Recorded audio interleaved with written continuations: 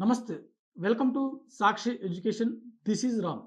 Telangana high court నుంచి దాదాపుగా 34 ఖాళీలతో ఒక నోటిఫికేషన్ అనేది విడుదలైంది. సో, ఈ 34 ఖాళీలకు సంబంధించినటువంటి విద్యార్హతలేంటి? అదేవిధంగా వీటికి సంబంధించినటువంటి వయోపరిమితి ఏ విధంగా ఉండాలి? మరీ ముఖ్యంగా అప్లికేషన్ ప్రాసెస్ ఎప్పటి నుంచి ఎప్పటి వరకు జరగనుంది అనే విషయాల గురించి ఈ వీడియోలో కంప్లీట్‌గా తెలుసుకుందాము. ముందుగా ఈ వీడియోని చూస్తున్నటువంటి ప్రతి ఒక్కరు కూడా ఈ వీడియోని తప్పకుండా లైక్ చేయండి. అలాగే మీరింకా సాక్షి ఎడ్యుకేషన్ యూట్యూబ్ ఛానెల్‌ని సబ్స్క్రైబ్ చేసుకోకపోతే ఇప్పుడే సబ్స్క్రైబ్ చేసుకోండి. అయితే మనకు తెలంగాణ హైకోర్టు నుంచి విడుదలైనటువంటి ఈ నోటిఫికేషన్ ఏదైతే ఉందో, దీని ద్వారా మొత్తం 34 సబార్డినేట్ సంబంధించినటువంటి ఉద్యోగాల భర్తీ అనేది జరగనుంది. సో, ఇవి కంప్లీట్‌గా ఆఫీస్ సబార్డినేట్ సంబంధించినటువంటి ఉద్యోగాల యొక్క భర్తీకి సంబంధించినటువంటి నోటిఫికేషన్ అన్నమాట. సో, ఒకసారి మనం వేకెన్సీస్ కేటగరీ వారీగా చూసినట్లయితే, ఈ ఆఫీస్ సబార్డినేట్ సంబంధించిన ఉద్యోగాలు మొత్తం 34 అనుకున్నాం కదా!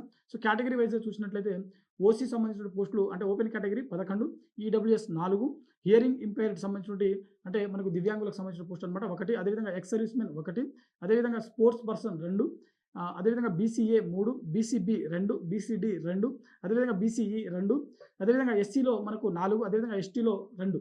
సో, ఓవరాల్‌గా మనకు 34 ఈ కేటగిరీల వారీగా 34 ఖాళీలైతే మనకు ఇక్కడ మెన్షన్ చేయడం జరిగింది.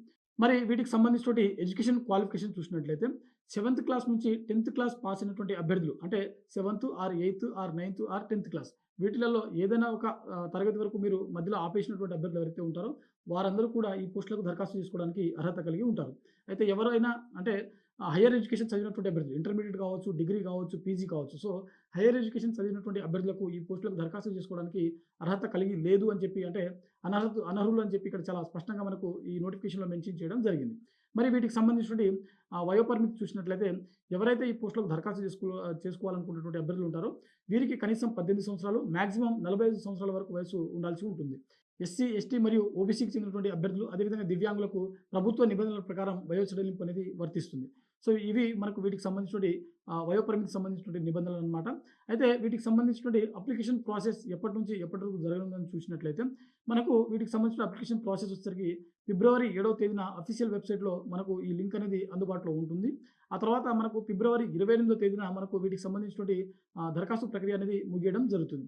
ఫిబ్రవరి 28వ తేదీన రాత్రి 12 గంటల వరకు అఫీషియల్‌గా మనకు ఈ వెబ్‌సైట్‌లో ఈ లింక్ అనేది అందుబాటులో ఉంటుంది.